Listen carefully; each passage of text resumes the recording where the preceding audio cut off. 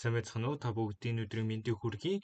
Дэлхийн томоохон технологийн компаниудын ярилцлагын тэнцвэрт 150 өдрийн чаленжийн дараач өдөр эхэлж байна.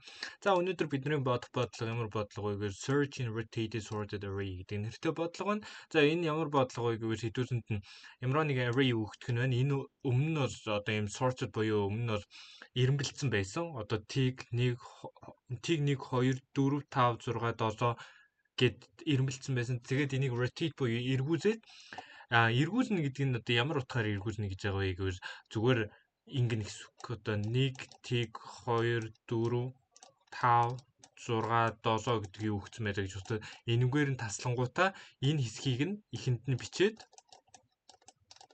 за тэгээ хоёр дахь өмнөх хэсгийг нь арталт нь биччих нь ерөнхийдөө энэ бодлогын санааны эргүүлж байх нь байна. За хэдүүсээ ингээ эргүүлчихээ тэгэнгүүт хэдүүсэнд ямар нэгэн таргет өгөгдөх нь байна. За тиг гэдэг тоог олоо. Энэ дотроос тиг гэдэг тоог олд гэж ийм даалгавар өгөгдөх нь байна. За тэгээд тиг гэдэг тоог олвол хэдүүсээ тэр индексийг нь буцаан. За 4 гэдэг индексийг буцааж ин хэрвээ олж чадахгүй бол бид нар хасах нэг гэдэг индексийг буцаах нэ. За ерөнхийдөө бол бодлогын санаа нь бол ийм.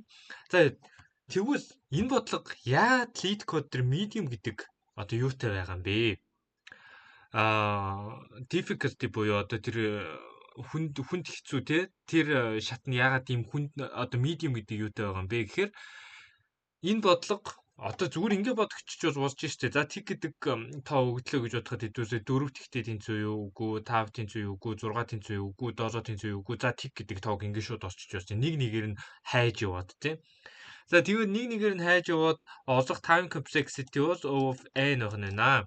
За хэдүүсээ ямар нэгэн технологийн одоо technical team интервьюд орж ивэл хэдүүсээ хэрвээ саяны одоо миний бодсон шиг энэ бодол төр бодвол хэдүүсээ шууд ихнийхээ бодлогоос ихсээд хасагдана. Яг тэгвэл тэр бол явч сайн арга бол биш ээ. За тэгэхээр хэдүүсээ энэ бодлогон дээр ч гэсэн хэдүүсэнд өгсөн байж тээ O of log n гэдэг ийм time complexity-тэй бодоо гэдэг хэдүүсэнд өгсөн байна. Тэгэхээр хэдүүсээ яах ёстой вэ гэхээр binary search гэдэг зүйлийг ашиглах хэрэгтэй. За гэхдээ binary search-ийг бол шууд яг binary searcher нь бол ашиглахгүй мэдээж ойлгомжтой. Энийг илүү одоо өөрчилсөн одоо илүү alternative version-ыг нь ашиглах нь байна те. За тэгэхээр хэдүүсээ яах вэ?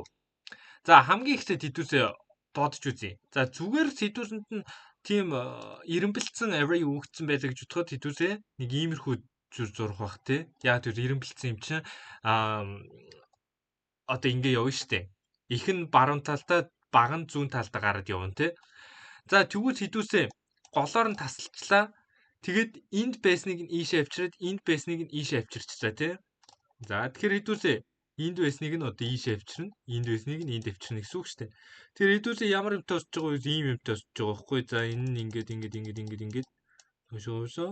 За нэг ийм юмтай оссоо те. Одоо энэ нь бол энэ дээр ирээд залгагдах хэвээр.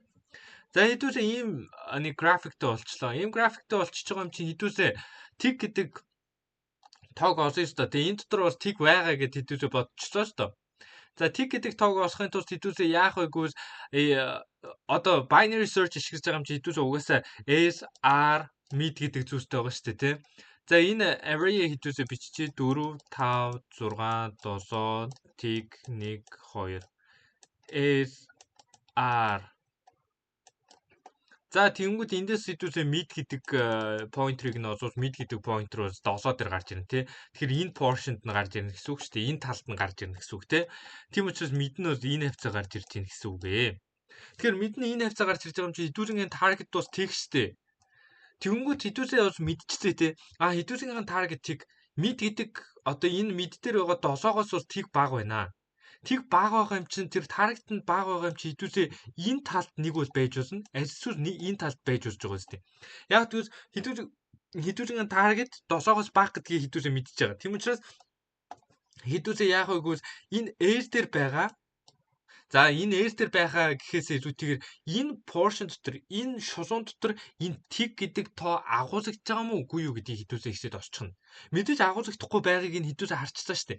Тэгвэл хэдүүсээ энэ хэсгийг заавал авч үзээд байх хэрэггүй байх нь шүү дээ. Энэ 7-той энэ хэсгийг заавал авч үзээд байх хэрэггүй. Яг тэгвэл хэдүүсийн target угаасаа энэ portion байгаа гэдгийг хэдүүсээ мэдчихэж байгаа байхгүй. Тийм тэр portion байгааг нь хэдүүсээ мэдчихэж байгаа юм чинь S-ийг энэ талд аваад ирээ л та. Энэ талд аваад ирчихээ. За дараа нь хідүүзээ одоо энэ mid байхгүйсэн, энэ air байхгүйсэн. За тэнгууд mid нь бол одоо тэгэхээр энэ дээр гарч ирж шүү дээ. Mid нь энэ дээр гарч ирж байна. Тэнгууд хідүүзээ эндээс юу мэдчихэж байгаа вэ гэвэл midээс нь target нь бага байгааг мэдчихэж байгаа. Одоо midтэй тэнцэхгүй байгаа шүү дээ. За exit хідүүзээ мэдээж нөгөө нэг zoom portion-д нь байгаа юу. За одоо хідүүз ингээд mid ус энэ гост гараад ирчихэж шүү дээ. Тэнгууд хідүүзээ энэ доошо зүүн талын поршнд байгаа юу, дээшигээ баруун талын поршнд байгаа юу гэдгийг хідүүзээ шалгана. За шалгасныхаа дараа хідүүзээ угаасаа энэ мид дээр байгаа нэг чин угаасаа одоо нэг тиг гэдэг чи одоо энэ авийн поршн гарч ирнэ гэсэн үг шүү дээ. Энэ авийн поршн гарч ирнэ гэсэн. Тийм учраас угаасаа хідүүзээ R-ыгаа ширжүүлээд энэ дээр авч ирээ. За хідүүзээ ингэж таргетаа ерөнхийдөө бол олох нэ. Бидний ерөнхийдөө бол бодож байгаа санаа нь бол ийм binary search-ийг ашиглаж байгаа. Гэхдээ binary search-ийг ашиглахдаа арай илүү тийм alternative version-оор нь ашиглаж байна те. За тэгэхээр хідүүзээ хамгийн гол асуулт юу гарч ирж байгаа вэ гэвэл энэ мэддэг value нь өөрөө энэ зүүн portion байгаа мó энэ баруун portion байгаа мó гэдгийг хідүүзээ яаж мэдэх юм бэ гэдэг асуудал гарч ирж байна те. За энэ бол амархан. Яаж мэдэх вэ гэвэл угаасаа хэрвээ мэднэ тэг дээр байсан бол энэ бол баруун поршонд орчих шүү дээ. Яаж бид нар мэдж байгаа вэ гэвэл L дээр байгаа. За намсын те. За намсын S дээр байгаа value-гаас нь бага болвол намсын mid дээр байгаа value нь бага болвол энэ бол баруун поршонд нь байгаа гэсэн үг. Энд байгаа гэсэн үг. Энд. Тэр хэдүүлээ үндсэндээ яагаад вэ гэхээр энэ дээр байгаа энэ S нь эндээс угаасаа энэ баруун поршноос угаасаа изүү байгаа шүү дээ. Изүү value-тай байгаа тий. Изүү байгааг нь мэдж байгаас хэдүүлээ энэ бол баруун поршнд. Энэ mid бол баруун поршнд нь байгаа. За хэрвээ эсрэг нөхцөлд байвал S-с нь mid нь изүү болвол энэ бол left portion нь байгаа гэдэг хэдүүлээ mid дээр байгаа гоос чинь. Одоо чинь 7-оос угаас 4-өөс изүү байсан учраас энэ бол zoom portion буюу энэ шулуунд байсан шүү дээ тий. Тэгэхэд тэг дээр хэрвээ хэдүүлээ энэ mid байсан бол хідүүсээ юг мэдчих болж байгаа вэ гэвэл энэ бол баруун поршонд нь байгаа гэдгийг хідүүсээ мэдчих болж байгаа. За ерөнхий бодлогын санаа нь бол ийм коучцод үзүүл бол илүү ойлгомжтой болох байхаа гэж найдаж байна. Ерөнхийдөө хамгийн энэ бодлогыг ойлгох хамгийн амархан арга бол энэ график дээр ингэж харах бол хамгийн амархан арга байгаа. За мэдээж бол анх харж байгаа хүнд бол мэдээж эвгүй энэ бол зүгээр яг л ингэж ботчих болохоор байна шүү дээ тий. Зүгээр нэг нэгээр нь шалгаа. Тэгэхэд яагаад ингэж бодож байгаа вэ гэвэл энэ бол илүү ашигтай арга байх нь. Яг хөө хідүүсээ ийм бага хэмжээний array дээр бол нэг зөрүү харагдахгүй гэж магадгүй. Гэхдээ хэдүүс нь магадгүй 100000 ширхэг. За магадгүй 1024 ширхэг юу өгсөн байлаа гэж бодоход 1024 ширхэг өгөгдөл өгсөн байлаа гэж бодоход хэдүүс 1024 ширхэг тоог шалгах болж байгаа байхгүй. Анхны энэ бодлохоор нь бодвол. За харин хэдүүс энэ бодолтоор бодвол 1024 ширхэгийг log 2 1024. За 1024 чи одоо 2-ын хэдэн зэрэг юм болоо? 2512 те. За тэнгүүд дахиад 4 256. За 8 128. За 16 64 те.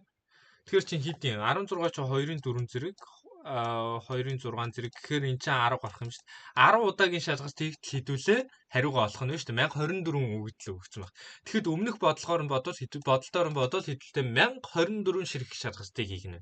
За тэгэхээр ерөнхийдөө бол яагаад энэ бодолт бол илүү ойлгомжтой байгааг бол илүү одоо ашигтай байгааг бол харж байгаа баха. За ерөнхийдөө энэ бодолтыг сайн ойлгохгүй бол мэдээж их сургууль дээр одоо algorithm analysis гэдэг хичээлүүд байгаа шүү дээ. Тиймэрхүү хичээлүүд дээр ойлгох. За хэрвээ энийг ойлгохыг хүсвэл comment хэсэгт бас аюугаа бичээрэй, хүслээ бичээрэй. Тэгвэл би одоо энэ time complexity гэдэг зүйлийг яаж олдог вэ гэдэг хичээлийг орхосноо. За тэгэхээр хэдүүлээ коучцод үзцгээе. За код нь яаж бичигдэх вэ гэхээр хэдүүлээ бол мэдж байгаа шүү дээ.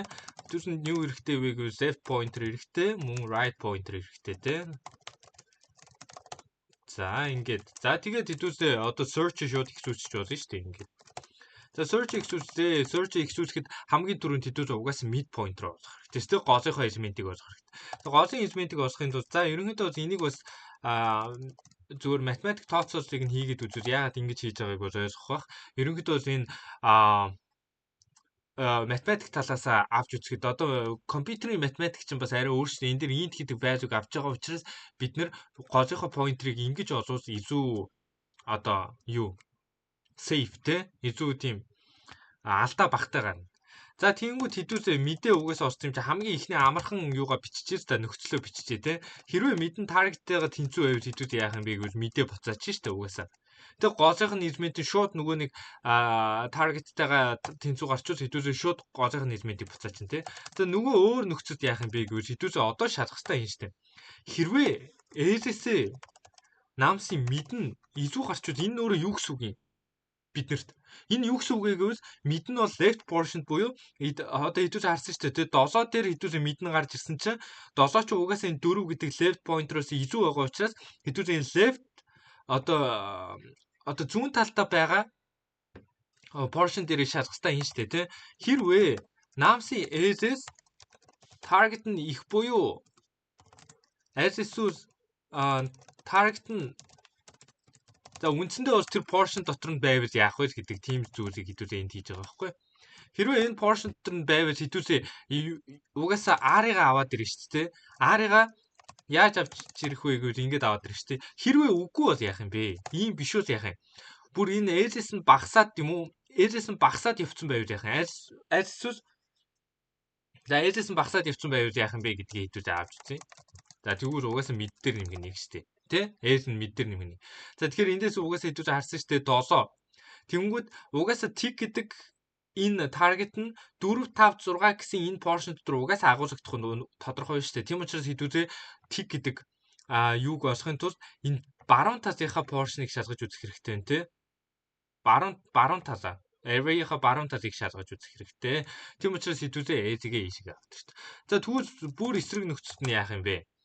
Баруун поршонд нь байх үед хэдүүлээ яах юм бэ гэдгийг хэдүүлээ одоо шалгаж үзье. Тэр нь яах вэ гэвэл угаасаа баруун поршонд нь байгаа юм чи баруун поршонд нь тэр таргет нь байгаа мó үгүй юу гэдгийг хэдүүлээ ихтэй шалгаж үзье.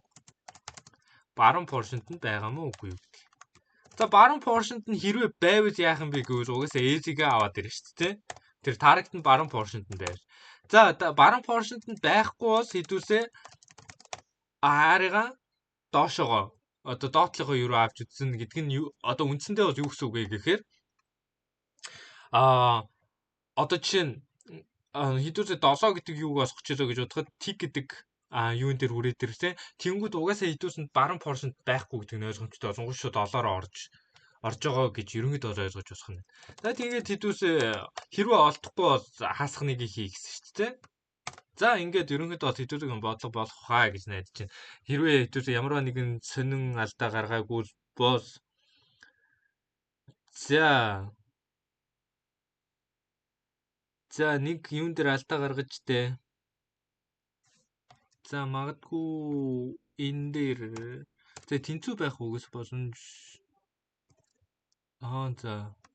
за ингээд хэдүүлээ үзье. Юун дээр алдаа гаргасан байна? За тийм энэ дээр алдаа гаргасан байна. Ягаад гэвэл хоёр та хоорондоо тэнцэж болно шүү дээ. Хоёр та хоорондоо тэнцэж бол хэдүүлээ бас дандаа unique тоонууд байгаа. Гэтэ яг mid дээр байгаа pointer, air дээр байгаа pointer хоёр нь хоорондоо яг ижилхэн pointer, яг ижилхэн тоороо point хийж ивэл энэ хэсэгт нь бид нэр шалгалтаа хийх хэрэгтэй шүү дээ. Ерөнхийдөө бас тэгэхээр бодлогын санаа нь бол иймэрхүү байх нь байна. Хэрвээ ойлгоогүй асуулт байгаа бол комент хэсэгт доор бичээрэй.